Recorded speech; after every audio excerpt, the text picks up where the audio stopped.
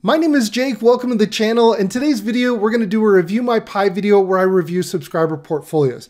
I do these videos every 3 weeks and I've been doing this for a handful of years. It's one of my favorite series. I just really enjoy reading your emails and seeing how different people all across the globe view the topic of dividend investing. And when you're watching this video, it'll be December 24th. It'll be Christmas Eve. I release a video every single Sunday, and this week I'm going to release it a little bit earlier. So for those of you out there who celebrate Christmas Eve. But I just want to say, I worked in software sales for Silicon Valley companies for about 10 years. And it was very taboo for me to be able to wish someone a Merry Christmas because that's not what you did. It was very frowned upon to wish anyone Merry Christmas. And now that I'm no longer working in my software sales job and I'm doing my own thing, I just want to wish everyone a very heart-filled, warm, Merry Christmas. And I hope if you don't celebrate Christmas, that's completely fine. I hope you have a great holidays. I hope you have a great new year. But for those of you who celebrate Christmas, Merry Christmas. Christmas time was always one of my favorite times of year growing up. Obviously, you have time off from school. The weather was changing. It was getting colder, and I'm a pretty big nerd, so I'd stay inside anyways. And so I could always justify playing video games all day because you couldn't go outside because it was so cold and snowy growing up in Utah. And yeah, I just love this time of the year, and it doesn't make me feel bad for staying inside all day and being a hermit. Anyways, well, let's take a look at this. So in today's Review My Pie, I'm gonna respond to a subscriber question that I got here, and then I'm gonna take a look at 3 portfolios. The first is gonna be from a 28-year-old here in the US, the second a 24-year-old in the US, and then the third a 19-year-old from someone here in the US. I got a lot of people from the US. If you're outside of the US, send me an email and I'll definitely consider your portfolio for a future Review My Pie. And also, if your age group doesn't fit here, so maybe you're older and you're interested in a different time horizon, I've covered many different time horizons on my other videos, my other Review My Pie videos. And as always, everybody, the timestamps will be in the description below, as well as the portfolio links will be in the description below. And as always, I'm not a financial advisor. Please don't take what I'm saying as professional financial advice. It's just merely for your entertainment. And as always, I don't review the portfolios in advance. I'm reviewing them for the very first time. So whether this is the very first video that you've watched on my channel or you've watched a handful of these Review My Pie videos, it's important to understand my mindset and where I'm coming from, that it's really, really important to understand your why. And there's a purpose behind why you do something, and it gives you direction. And the reason why this is so important is it will give you strength to push on even when the days are hard, because everyone has good and bad days, right? And if you understand your why and why you're doing something, and for me personally, it's all about creating generational wealth for me and my family. And that's my why. And it looks a little like this.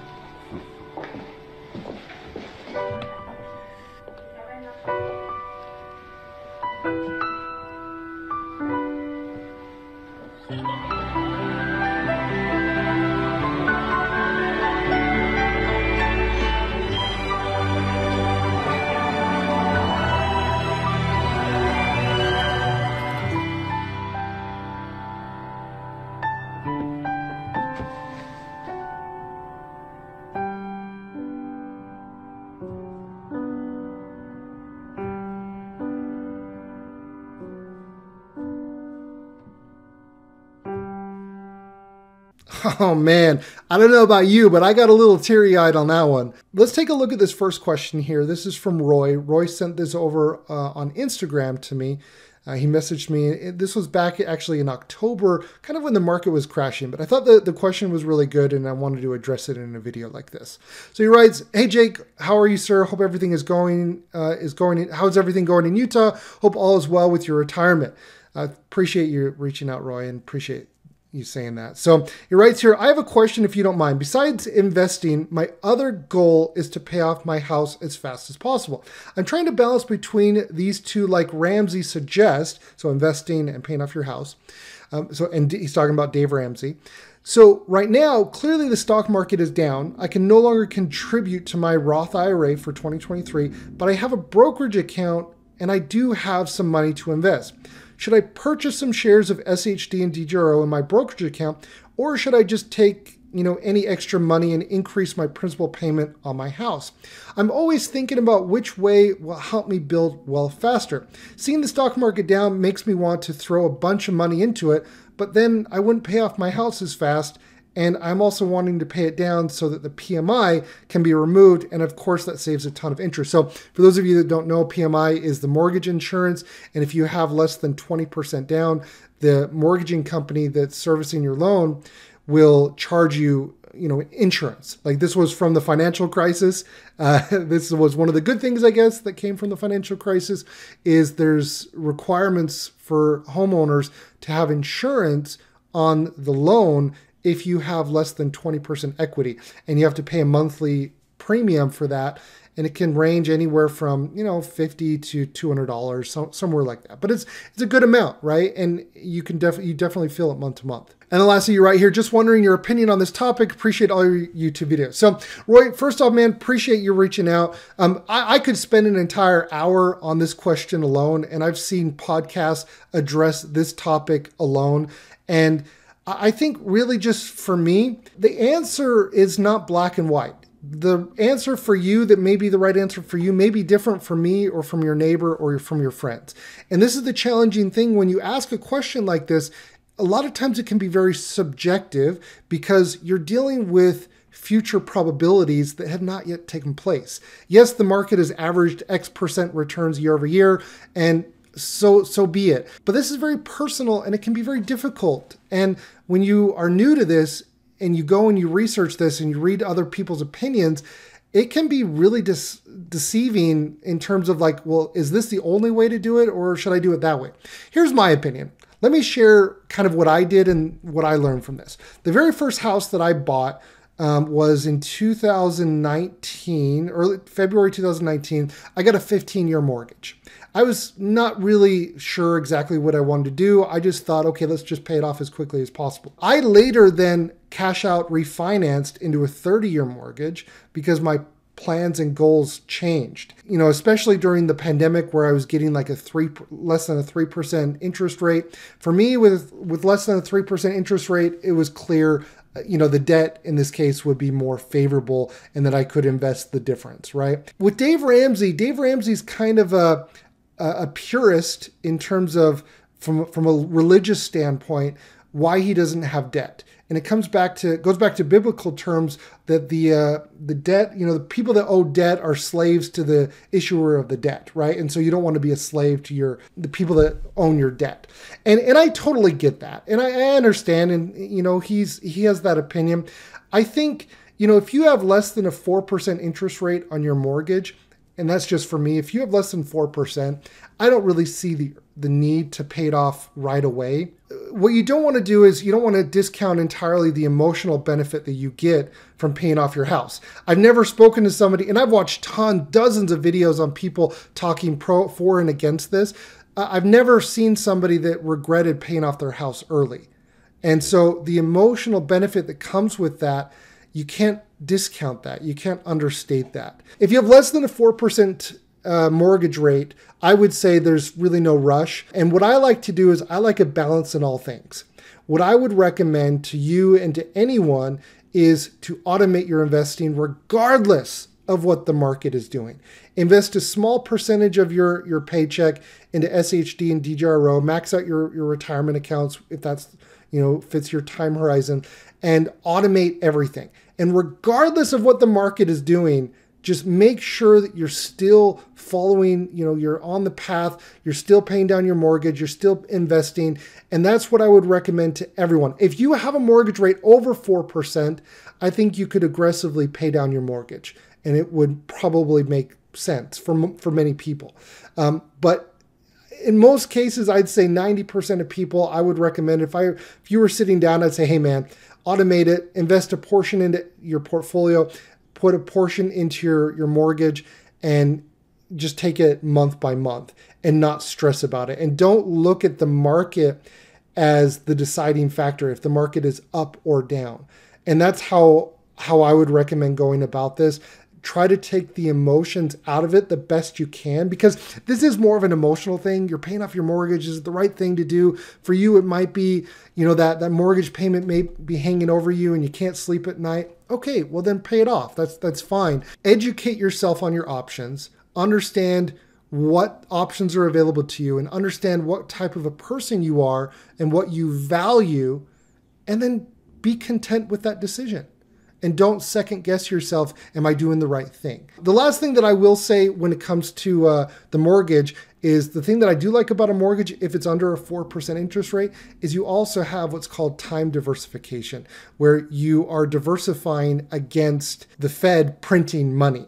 And so I generally am kind of in favor of a 30-year mortgage, assuming it's under a 4%, because in a perfect world, you just pay off the debt and that's the end of it. The problem is the government is spending so much money that they're devaluing your currency and the money is worthless. And that's why I tend to lean more in favor of a 30-year mortgage, assuming it's under 4%, because the Fed is printing so much money and inflation is a thing. In my opinion, I just kind of view it that way. Educate yourself, know what's right for you, and be content with your decision.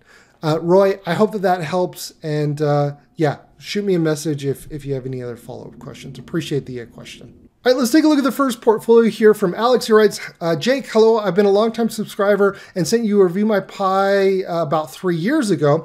I'm 28 years old, a police officer in New Jersey. My time horizon is 20 years and currently looking for a job with the federal agency to increase my income. I'm 1 year out from achieving my master's degree and will be receiving a stipend each year to further increase my income. I invest $1,000 a month into my taxable account. I have a post-tax retirement account and have money taken out of my paycheck to help fund that. Furthermore, I plan to open a Roth once I graduate grad school. My dream is to retire in Portugal or Brazil as I'm working towards fluency in Portuguese. Attached is my M1 taxable portfolio. If you can please keep my email anonymous, I appreciate it. Absolutely, man. Of course, always. I'm interested in your thoughts as my portfolio has evolved since I last emailed you. Thanks again for the great content, Alex. Well, Alex, thank you so much for the email, man. I appreciate it. You're a police officer in New Jersey. Thank you for your service. Appreciate everything that you do. I know the world has changed these last couple of years. As a police officer, I know it's not the easiest thing to do. It's not the easiest job. So thank you for your service. All right, let's take a look at your portfolio. It sounds like you say you're already automating a lot of it. You're investing $1,000 a month. You have a plan to go to Portugal, I think or Brazil. That's great. Let's take a look at your portfolio. So you got 22 holdings, 2.3% dividend yield, and a very low expense ratio. So right off the bat here, can I look at this? This is not updated. The dividend yield is higher than the S&P 500. You have a low expense ratio. You have a good amount of holdings. You got consumer, tech, industrials, SHD, financials, healthcare, and REITs. I like that you have REITs in a lower percentage because this isn't a taxable account, right? Now, once you fund your Roth, you could then, kind of transfer this over to your Roth if you wanted, or you could keep it the way it is. 5% into REITs, I think, is absolutely reasonable and completely fine. So let's see what you have in your consumers. In your consumers, you got Costco, Nike, Pepsi, Home Depot, and A.O. Smith. All really great companies, all equally weighted. Costco, I'm looking forward to my $15 a share special dividend from Costco. I think I'm going to get like 450 bucks or something. I got like 29 shares. So really, really excited about that. Great companies. How much do you have in here? You got 20. So let's take a look. Let's see here. You got 0.20 times 0.20. So you got 4% allocated to every single company. I like that. And so with a 20-year time horizon, I think this slice is absolutely, yeah, fine. I like the companies in there. The blue chip companies that are growing, they're skewing more towards growth. I like it. Let's see what you have here in tech. You got Microsoft, Apple, MasterCard, Texas Instruments, and QQM. Okay.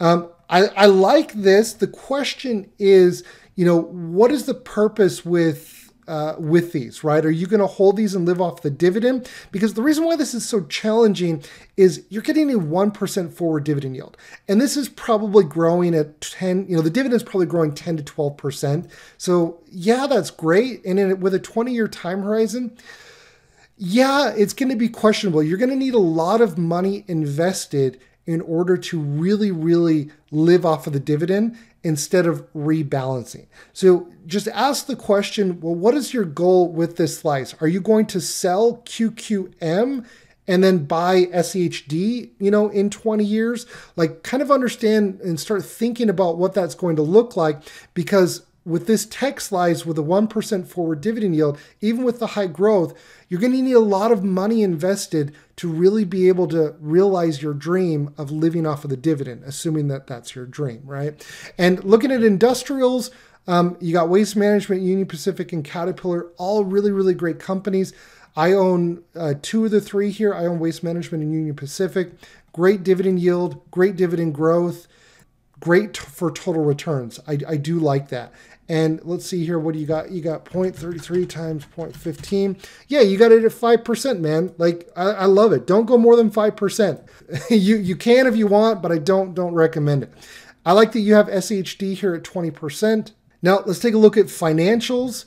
Financials, you got JP Morgan, Aflac, and Bank of America at 10%. So you got 3% allocated to each of those. I think that's fine. Healthcare, AbbVie and Johnson & Johnson, 5% each. AbbVie 5. Okay, yeah, I mean that's fine. What do you got in here in REITs? You got Realty Income, Public Storage, and Vici. I like this as well. So all in all, this is a straightforward, simple portfolio. I think most new investors, I think this is one of those portfolios that you can set it and forget it. Now, one of the things that I would recommend is, especially when you're starting out, what I would recommend is consider the core and satellite approach that I talk about, where you're skewing more towards your dividend ETFs, like SCHD. Now, I would also contend that you probably it would be in your best interest to consider a growth ETF as well, like DGRO or DGRW, to add in there, because the reason why I like these ETFs so much is it rounds everything out.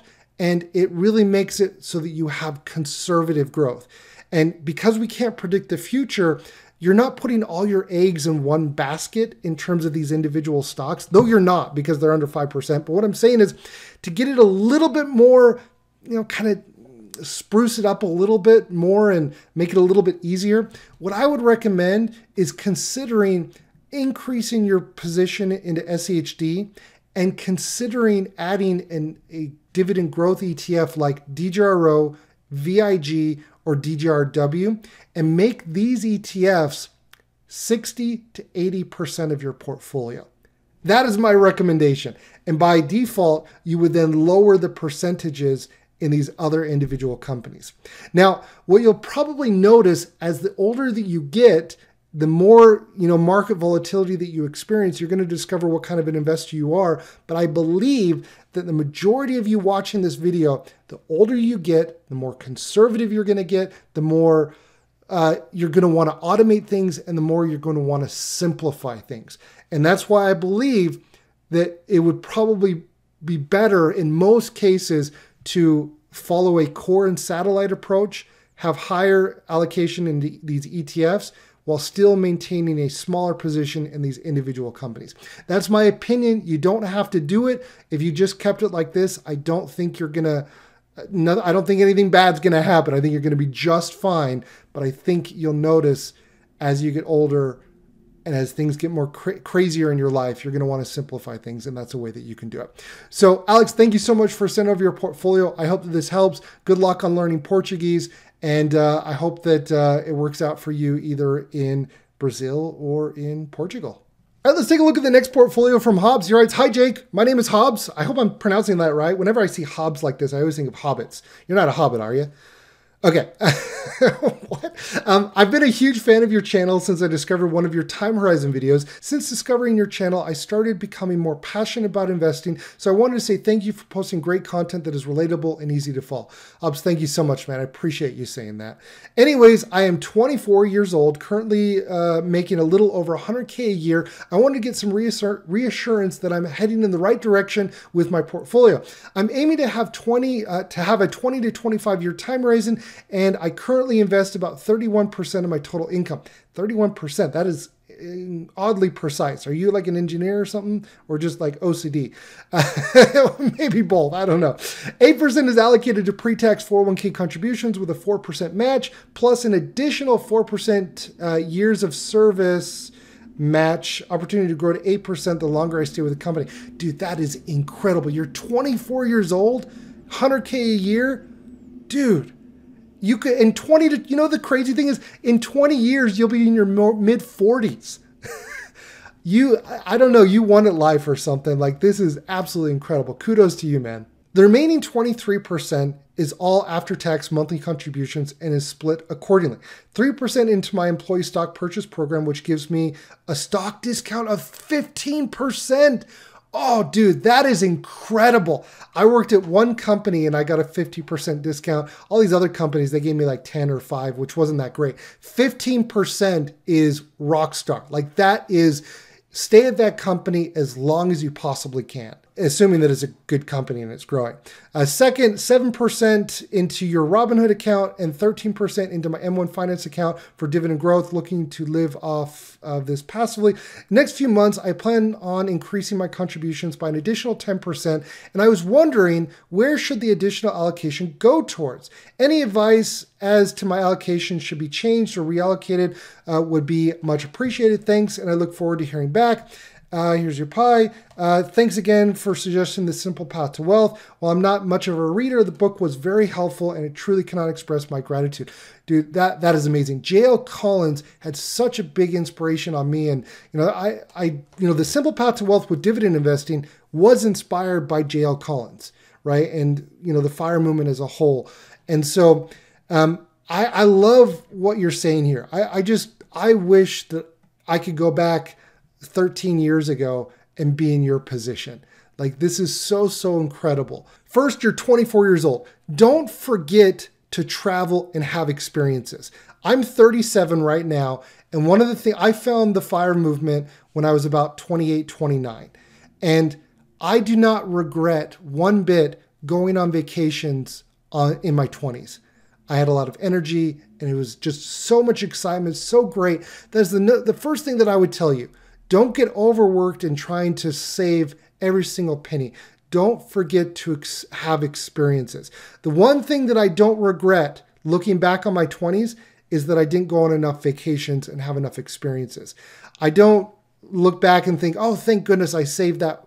I didn't buy that McDonald's or that Wendy's burger and saved an extra $5. I don't think about that. I think back on going to Egypt and going to the Hurghada. I think back on going to Thailand, going to the Swiss Alps. That's what I think about, right? Going to China, going on the Great Wall of China in Beijing. That is what I look back on and thinking, wow, I got to do that. So don't forget to have experiences. Now with that out of the way, you are looking at this from every different angle, and I think this is incredible. What you want to focus on is what's going to move the needle. And the next thing is move the needle in the sense of think big picture. Don't think about picking the right stocks. You're not going to get to retirement faster by picking the right stocks in many cases, right? For normal people, it's not going to work. What you want to focus on are those basics, cutting your expenses, staying out of consumer debt, and looking for new ways to make more money. That's all you got to focus on and automate the rest. So what I would recommend is once you know your goals, then focus on the extra income towards that. Do you own a home? Do you rent?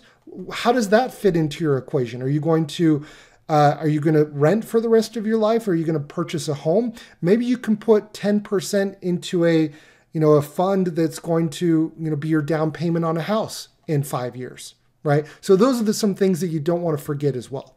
Let's take a look at your portfolio. So this is your M1 portfolio. You have all your other accounts, right? And you're taking advantage of that. I think that's incredible. This is for the purpose of retiring early off of, right? This is your dollar cost average. You're dripping the dividends back into your investments.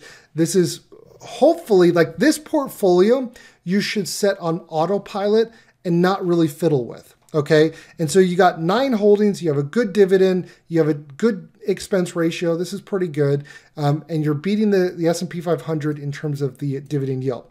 Okay. So I guess, okay, I was reading this before I looked at this. These are all of your accounts. Okay. So these are your accounts individually. Okay. So, all right. Okay. Let me backtrack here a little bit. Okay. So this is not just your M1. Okay. So you got your 401k. What do you have your 401k? You got VOO, National Grid. Okay, what is this? National Grid operates. Okay, it's a utility. Is it a utility in the UK or out of the UK? Okay, cool. You got extended market ETF. You got a lot of international. I'm not the biggest fan of international, to be very frank. Like, you could invest in the S&P 500 and like a third of the revenue that is generated from the S&P 500 is outside of the US.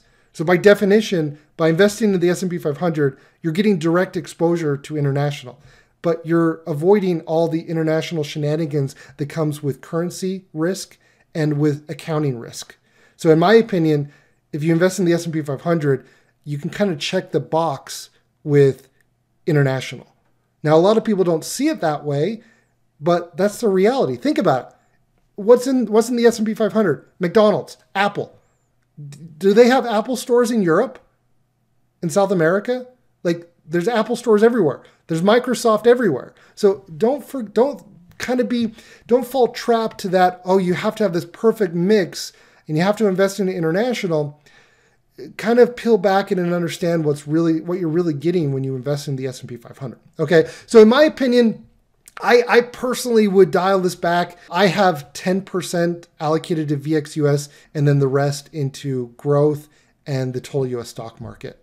So that's my recommendation. And I think most people, I would try to keep it simple, so that's my opinion. But maybe you have maybe you work for that company that you had in there. So that could be an option. And a possibility. So what's in your M1? M1, you just have ETFs. I love this. You got SHD, VYM, SPYG, and DJRO. This is great. If you wanted to invest into like a couple of, companies that you personally are, a consumer of, maybe you really like, Pepsi products. You can go buy Pepsi. Maybe you really like, your iPhone. You could buy a little bit of Apple. Like, you could invest in individual stocks if you wanted, but if you really wanted to keep it simple, the question that you want to ask is, what's going to happen with SPYG? It's going to be near impossible, not impossible, but very, very difficult to live off of the dividend alone, even with the dividend growth. So you want to ask the question, well, what is the purpose of investing into SPYG? Because with SPYG, it's going to be very, very difficult to live off the dividend, and you're likely going to have to rebalance, which would not be the end of the world. It's just you have to be aware of that, of why you're investing into this. Because you're going to need hundreds of thousands of dollars invested into SPYG in order to reap really any benefit of the dividend, at least in the next 10 years. In 30 or 40 years, absolutely, man. Your portfolio value will be in the millions and you'll be generating a ton of dividend income. But just understand it takes a lot of money to move the needle with SPYG. Okay, and let's take a look at your next slice here, your Robinhood brokerage. In your Robinhood brokerage, okay, not bad. You're almost all-time highs here. SPY, okay, that's S&P 500. Okay, yeah, that's simple. I think that's fine with the Robinhood brokerage. So the question here is, what are you doing with that? That may actually be your house fund, right? That you're gonna sell, once you get enough money to go buy a house, or go buy a trip, fund a trip to New Zealand or Thailand, or have an experience, right? So that's cool. And you got your ESPP. Okay, this is the company. That is the company that you were working for. Okay, makes sense. All right, so yeah, I really, really like this. I think right now, if you're trying to do much more, I think it's, that's cool. But I think right now you already won at life. You won. You're doing great. Now it's just staying focused and staying patient. You're now over the curve where you have a lot of things figured out. The challenging thing when you're 24 years old is you still got your whole life ahead of you. Do you have kids? Are you married? Like, your life could change and immediately look completely different, right? You could meet someone and they could take you down a completely different path, right? That you were not expecting. So at this point, keep automating, control what you can control, but acknowledge that you don't have everything figured out, and things are probably going to change, and that's okay. And that's the beautiful thing that we call life, and just enjoy the ride. So thank you so much for sending over your portfolio. I hope that this was helpful, and kudos to you, man. You're doing great. All right, let's take a look at the last portfolio from Dylan. He writes, "Hey Jake, my name is Dylan and I live in the US. I'm 19 and I have a very long-term mindset. I want some cash flow now, but care most about total returns and some good dividend growth." Dude, you're 19? Where'd you learn this stuff? Okay, so this is my M1 Pie. The goal of this portfolio is dividend growth. I've watched your channel. I know you don't recommend over 4% of any one investment, but this pie only represents 10 to 20% of my total portfolio. So while Broadcom might be, I love it how he immediately jumps to the disclaimer. Like, you've watched my channel before. Broadcom might be 8%. It's less than my total holdings. Do you think that's fair, or would you still recommend splitting the ETFs to diversify more? I have Fidelity account for growth, Roth IRA, mostly VGT and SHT, and a Robinhood account for selling conservative covered calls. Let me know what you think. Love your channel. Congrats on Barista Fire. Well, Dylan, man, you don't sound like a 19-year-old that I would typically meet, unless, financial education is more widespread in school nowadays. Or, dude, this is incredible.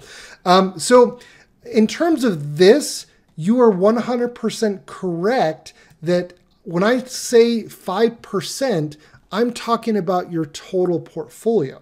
Okay. So for example, I have my real estate portfolio. In my real estate portfolio, I have some realty income of 10%.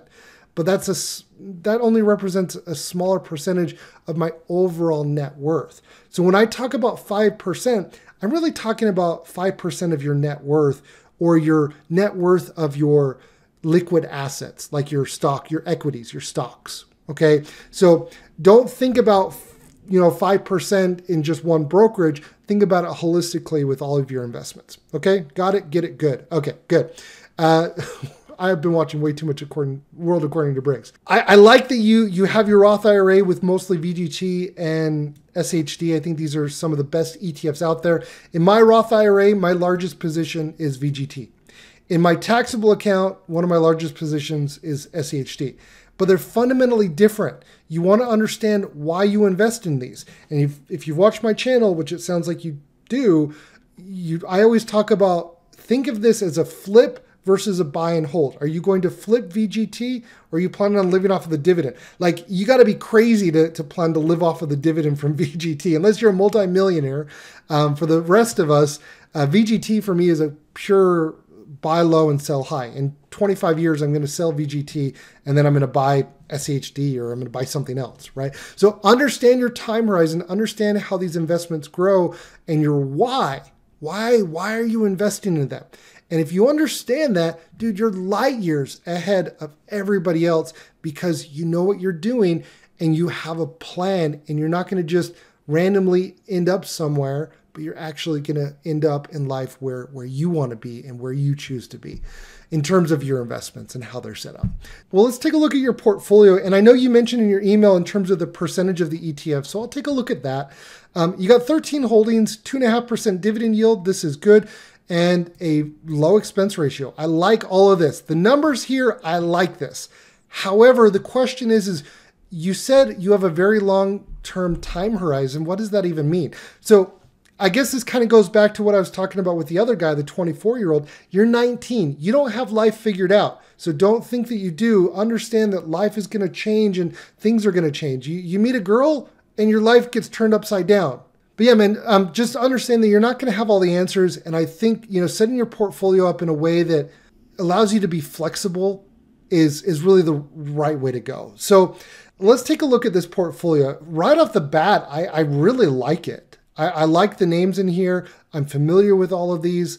Well, let's take a look. So you got SHD at the highest. You got VIG, so that's 60% into ETFs. And you got 5% into DGRO, that's 65%. Okay, I like that. You got Broadcom at 8, Microsoft at 8, and Apple at 6. I think that's fine. I would just, keep an eye on these three, because by investing into DGRO, for example, let's see if it shows it in here. You're already getting exposure to Apple, for example, and Microsoft and Broadcom. So you take a look at this, you almost got 3% in each of these. So by default, by investing in DGRO, you're getting 3% more in each of these.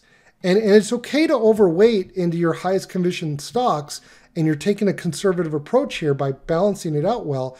Just understand that by investing in these dividend growth ETFs, you're getting, growth in there as well. But that's why you look at SEHD, that is why I like coupling SEHD with DGRO or VIG, because SEHD does not have Microsoft and Apple. It does have Broadcom, in fact, the highest position in Broadcom right here in SEHD. So that's why I like coupling SEHD with DGRO or DGRW, or in this case, VIG. VIG has changed quite a bit over the years, and now it's a lot more growth focused. There's companies in here like Microsoft and Apple in here as well. So you're getting more growth with VIG. 2 or 3 years ago, I was not a big fan of VIG, but I'm actually, VIG is great. So the other companies in here are fine. Just ask the question, why do you invest into them? These are all well-known companies: Lowe's, Pepsi, Texas Instruments, Home Depot, Waste Management, all really, really great companies.